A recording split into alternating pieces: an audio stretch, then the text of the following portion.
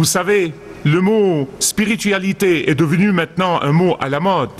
Et d'après ma connaissance de l'histoire, c'est la première fois depuis 2000 ans d'histoire chrétienne qu'il est utilisé dans un contexte différent de celui du Saint-Esprit de Dieu, et qu'il est utilisé comme un mot à la mode qui englobe tout, de la divination aux cartes de tarot, aux médiums, aux numéros spéciaux télépathiques, au spiritisme. On appelle toutes ces choses spiritualité et on les met dans le même panier. C'est devenu un phénomène des jours modernes. Non seulement ça, mais c'est devenu un commerce de plusieurs milliards de dollars. Et la raison pour laquelle les gens cherchent tellement à connaître l'avenir et ont recours à ces gens qui en fait ne savent absolument rien de l'avenir et leur débitent du blablabla, c'est que l'homme naturel veut savoir qu'il y a de l'espoir de l'autre côté de son avenir. Il veut savoir parce qu'il a vraiment peur de l'avenir. Et c'est pourquoi les statistiques que j'ai eues de sources très fiables disent qu'un très grand pourcentage de chrétiens pratiquants vont encore chez les voyants et chez les tireurs de tarot. Ils veulent connaître l'avenir. Dieu seul connaît l'avenir. Dieu seul contrôle l'avenir. Dieu seul est responsable de l'avenir. Toutes ces activités abracadabrantes, ces activités démoniaques sont inutiles. Ce sont des trucs imaginaires.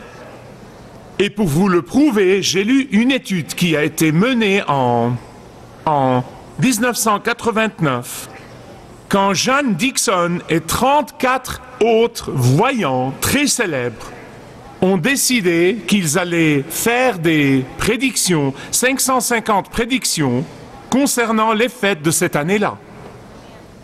Les voyants étaient tellement sûrs de leurs prédictions qu'ils les ont publiées. Et un écrivain célèbre a décidé de suivre la réalisation de ces prédictions. Et voici ce qu'il a trouvé, en résumé. 535 prédictions des 550 ne se sont jamais réalisées. Les prétendus voyants avaient donc absolument tort 97% du temps. Et dans les autres 3%, les prédictions étaient générales et pouvaient aller n'importe quand dans l'histoire. Dieu seul connaît l'avenir. Dieu seul contrôle l'avenir. Dieu seul peut prédire l'avenir. Et je vous prie d'ouvrir avec moi Daniel chapitre 11. Nous avons vu Daniel prier au bord de la rivière de l'Euphrate, à Babylone, car il était exilé de sa ville natale à Jérusalem.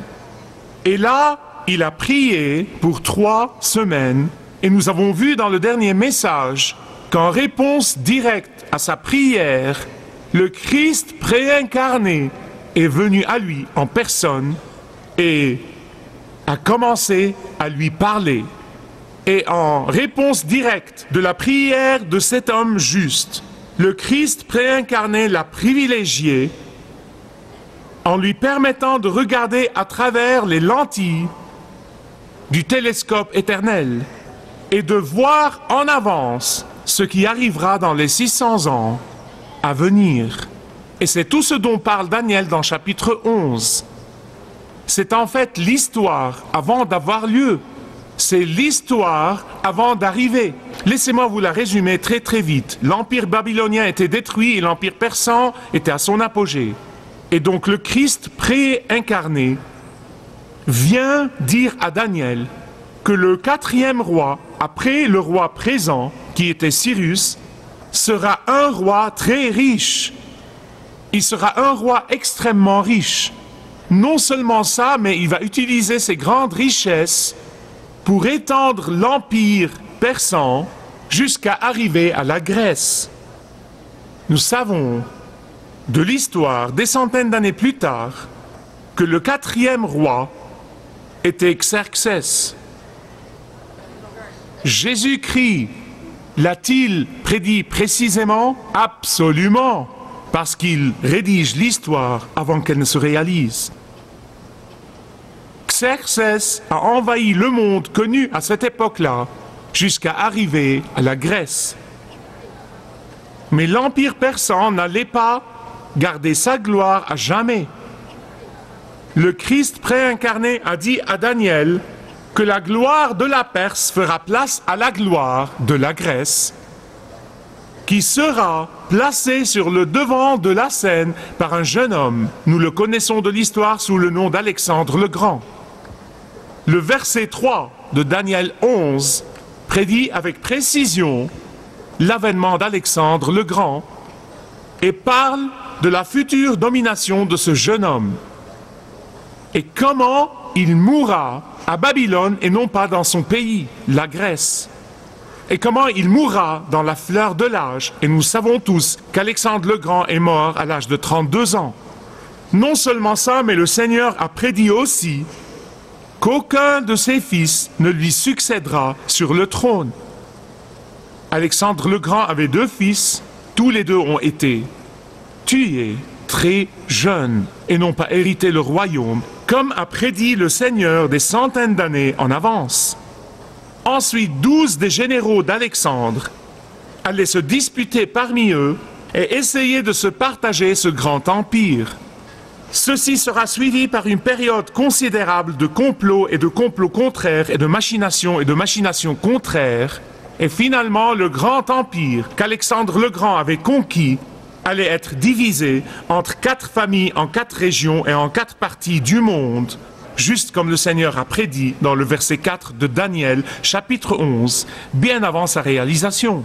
Puis dans le verset 8, vous voyez le Seigneur dire en avance à Daniel que le roi du Sud, qui est l'Égypte, et qui était gouverné à l'époque par Ptolémée, qui était un des grands généraux d'Alexandre le Grand, allait éclipser le roi du Nord, un autre des généraux d'Alexandre le Grand,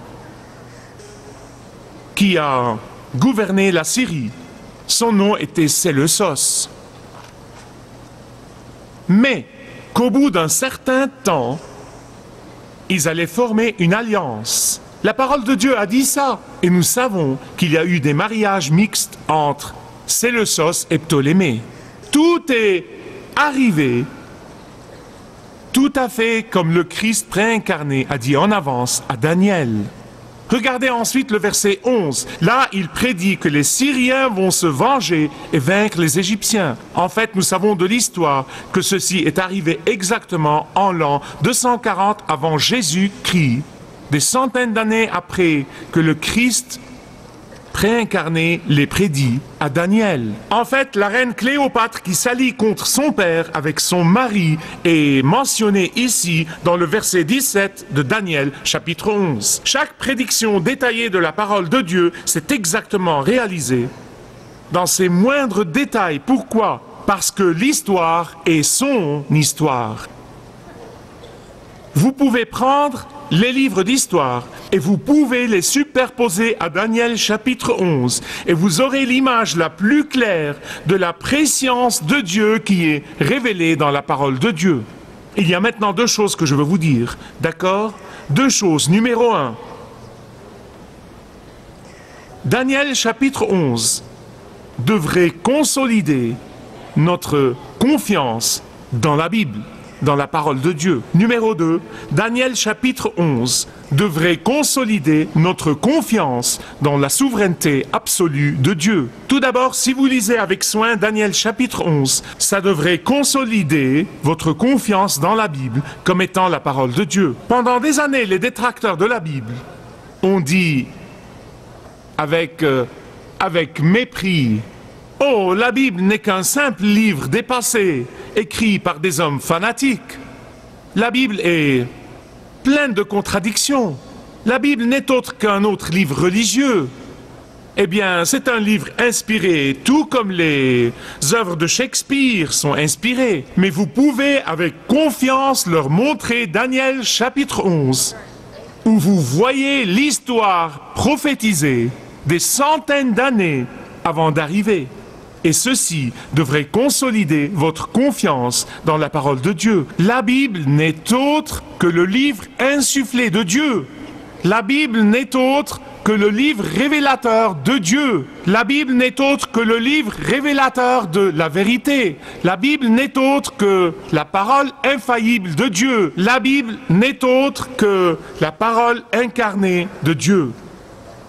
Le problème de la plupart des gens qui ont l'esprit confus à propos de la Bible, écoutez-moi, on les rencontre tout le temps et certains de vous peuvent être l'un d'eux, mais écoutez-moi. La raison pour laquelle tant de gens font ces commentaires malveillants au sujet de la Bible, c'est que dans la plupart des cas, ils ne l'ont jamais lu. Ils ne se sont jamais donné la peine de l'ouvrir et de l'étudier, et de la vérifier, et de la tester. Et pourtant, ils ont l'audace d'attaquer sa crédibilité. Ils ne se sont jamais donné la peine d'examiner la Bible avec honnêteté, et pourtant ils utilisent dans leur ignorance des phrases banales comme « Oh, la Bible est pleine de mythologie et de mythes ». Laissez-moi vous l'illustrer.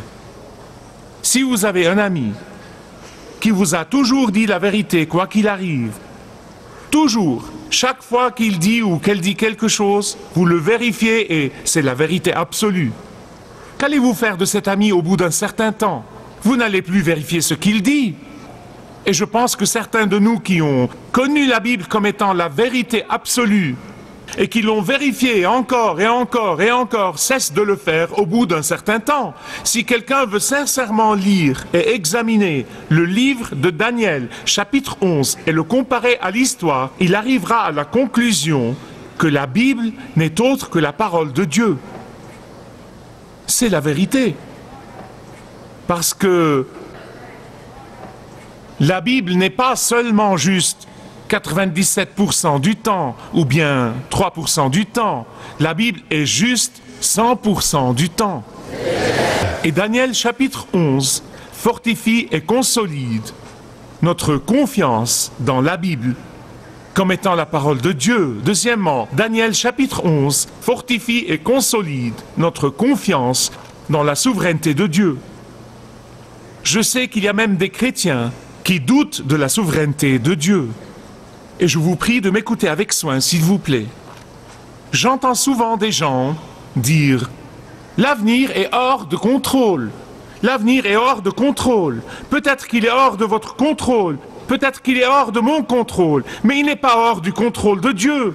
Parce que l'histoire est son histoire. » La plupart des historiens modernes vous diront aujourd'hui que l'histoire n'a pas de sens, que l'histoire n'a pas de but, et que nous ne sommes qu'une plume au vent. Mais ce n'est pas vrai. En réalité, l'histoire amène l'accomplissement de ce que Dieu a déjà décrété. Vous avez compris? L'histoire amène l'accomplissement de ce que Dieu a déjà décrété. Certains de vous disent, eh bien Michael, minute. Si c'est vraiment le cas, comment peux-tu justifier les Hitler de ce monde? Comment peux-tu justifier les Saddam Hussein de ce monde qui ont assassiné et tué et torturé les gens? Comment Dieu peut-il contrôler l'histoire et laisser tout ceci arriver? Bonne question, je suis heureux que vous l'ayez posée, je veux y répondre. Écoutez-moi, tant que Satan est délié dans le monde, il y aura toujours du mal dans le monde. Tant que Satan est délié dans le monde, il y aura toujours du mal dans le monde. Mais pour les croyants ou les enfants de Dieu, le mal ne peut jamais contrecarrer le but de Dieu. Le mal ne peut jamais entraver la volonté de Dieu. Le mal ne peut jamais l'emporter sur le plan de Dieu. Le mal ne peut jamais avoir le dessus. Au contraire, pour ceux qui appartiennent au Seigneur Jésus-Christ, Dieu change le mal dans le monde pour leur bien. Joseph avait une bande de frères, il avait 11 frères en tout. Il le détestait, il l'enviait, il lui en voulait. Ils voulaient le tuer. Puis l'un d'eux a dit, eh bien, ayons pitié de lui et vendons-le comme esclave. Ainsi nous nous débarrasserons de lui et nous dirons à notre père qu'une mauvaise bête l'a dévoré. Et voici son sang sur son vêtement. Méchant, méchant frère. Le Dieu des cieux n'est pas resté là à ne rien faire et à dire ça, par exemple. Que vais-je faire maintenant? J'avais un plan pour Joseph. Je lui ai donné des rêves. Oh, ces garçons méchants, ils ont vraiment contrecarré mon plan. Je n'y peux rien maintenant. Non, non, non, non, non. Dieu a changé le mal qu'ils lui ont fait en bien. Il a élevé Joseph au rang du premier ministre de la superpuissance de l'époque. Lisez-le dans la Bible. C'est dans la Bible. Nebuchadnezzar, roi de Babylone, grand empereur. On voit ces fonctionnaires qui sont venus par haine, par amertume et par jalousie de Daniel et de ses 3 amis. Ils voulaient se débarrasser d'eux, ils voulaient les anéantir. Dieu n'est pas resté là à ne rien faire et à dire ça, par exemple. Que vais-je faire maintenant? Nebuchadnezzar est un type tellement puissant. Non, non, non. Dieu leur a donné la victoire au milieu d'un méchant plan. Quand vous lisez le chapitre 11 du livre de Daniel, où le Christ préincarné dit à Daniel ce qui va arriver dans l'avenir, qui va être où et qui va faire quoi, et tous ces détails, vous remarquerez que le nom de Dieu n'a jamais été mentionné. Dieu contrôle l'histoire, Dieu contrôle l'avenir, son nom n'a jamais été mentionné. Dieu est celui qui est le narrateur. Et il n'a pas à mentionner son nom. Écoutez-moi bien. Parfois dans la vie, vous et moi, nous traversons des périodes difficiles. Parfois dans la vie, vous et moi traversons notre propre Gethsémanie dans la vie. Vous et moi, dans la vie, éprouvons parfois de grandes douleurs. Nous passons parfois par des circonstances compliquées, par des circonstances difficiles, par des circonstances inexplicables. Et nous pouvons être tentés de penser que Dieu n'est pas là. Et nous posons la question, où est Dieu? Où est Dieu dans le plan de ma vie? Où est Dieu? Oh, amis bien-aimés, écoutez-moi. Dieu est là. Il raconte l'histoire. Il raconte votre histoire. Il contrôle les événements de votre vie. Il fait ressortir le bien du mal dans votre vie. C'est comme ça qu'il agit pour ceux qu'il aime. Il prend les mauvais événements, les événements désagréables, les événements regrettables. Et écoutez, ne les dissimulons pas et ne disons pas ils sont bons, ils ne sont pas bons, ils sont mauvais. Mais Dieu prend ces mauvaises choses, il les tourne dans l'autre sens et il en fait sortir le bien. C'est ce qu'il fait. C'est là où Dieu est. Et alors, vous regardez ce passage, vous regardez ce chapitre et vous êtes submergé par l'histoire de ces rois et de l'Antéchrist et de toutes ces alliances et même les Juifs qui sont le centre de l'Ancien Testament tout entier. Les Juifs, le peuple choisi de Dieu, qui sont le centre de l'histoire de l'Ancien Testament, ne sont même pas mentionnés une fois dans ce chapitre. Nous avons le plan de Dieu pour 600 ans et pas un mot au sujet des Juifs. Vous dites, minute, qu'est-ce qui se passe, Seigneur? Qu'est-ce qui se passe? Vous voyez, pour le monde, à cette époque-là, les Juifs n'avaient aucune importance appréciable si on les compare à ces grands puissants rois. Mais même ces événements que nous voyons le Christ préincarné prédire à Daniel, même ces événements se sont déroulés d'après le programme parfait de Dieu pour l'incarnation du Sauveur. Dieu orchestrait les événements dans l'histoire jusqu'au moment où il y a eu une langue commune, comprise et parlée par la plupart des gens qui vivaient dans le monde connu à cette époque-là, à savoir le grec, afin que quand l'évangile est prêché, les gens le comprennent et y réagissent. Ce n'est qu'à ce moment-là que le Sauveur est né. Et Dieu orchestrait tous ces événements pour que les Romains interviennent et dominent la culture grecque et commencent à construire des routes et une infrastructure qui relie l'Empire tout entier afin que les gens puissent voyager facilement, afin que les pasteurs et les évangélistes et les apôtres et les disciples puissent aller de ville en ville pour prêcher l'évangile de Jésus-Christ. Ce n'est que quand ces routes étaient prêtes que le Sauveur est né. Jésus est venu juste à temps, et il est à temps pour vous, mes amis bien-aimés. L'histoire est son histoire. Et la raison pour laquelle les croyants devraient être optimistes et sans peur, la raison pour laquelle les croyants devraient être tournés vers l'avenir et ne pas être déprimés et ne pas être abattus, c'est parce qu'ils savent que leur Père céleste contrôle l'avenir.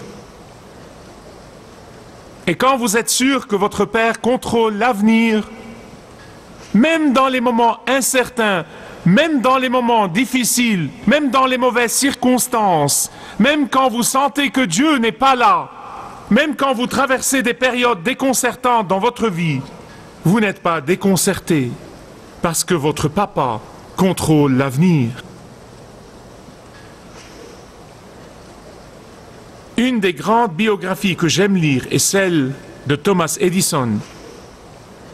Là, en une nuit de décembre, en l'an 1914, ce génie inventif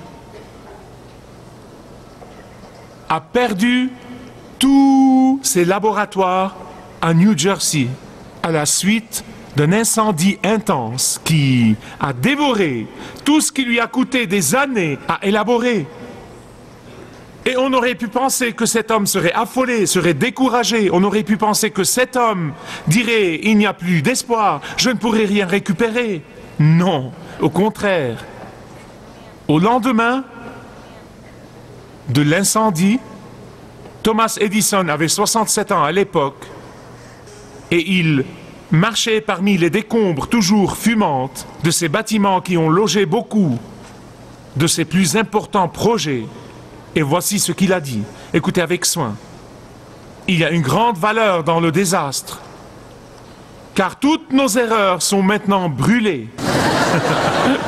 N'est-ce pas merveilleux? N'est-ce pas merveilleux? Dieu merci, nous pouvons recommencer. C'est la confiance avec laquelle l'enfant de Dieu fait face à l'avenir. C'est la confiance avec laquelle l'enfant de Dieu accueille tout ce que lui réserve l'avenir. Les royaumes du monde vont comploter et conspirer, puis ils vont s'effondrer et brûler. Mais Dieu protège ses enfants. Les royaumes du monde vont s'élever et chuter, mais Dieu vous a gravé sur les paumes de ses mains. Écoutez ce que dit Ésaïe, chapitre 40, versets 22 et 23. Lui qui est assis au-dessus du cercle de la terre, et ses habitants sont comme des sauterelles. Il étend les cieux comme une toile légère, il les déploie comme une tente pour en faire sa demeure. C'est lui qui réduit les princes au néant.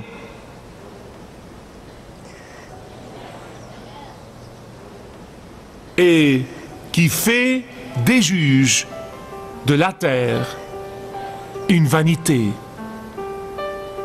Mon Papa céleste contrôle l'avenir parce que l'histoire est son histoire. Je ne sais pas ce que vous en pensez, mais je suis prêt à me lever et à crier et à chanter. Je peux faire face à demain parce que mon Rédempteur est bien vivant. Si vous désirez connaître Dieu d'une manière personnelle, demandez le livret « Retrouvez la joie que vous avez toujours désirée » et vous pourrez découvrir l'amour de Dieu pour vous et apprendre comment expérimenter son pardon.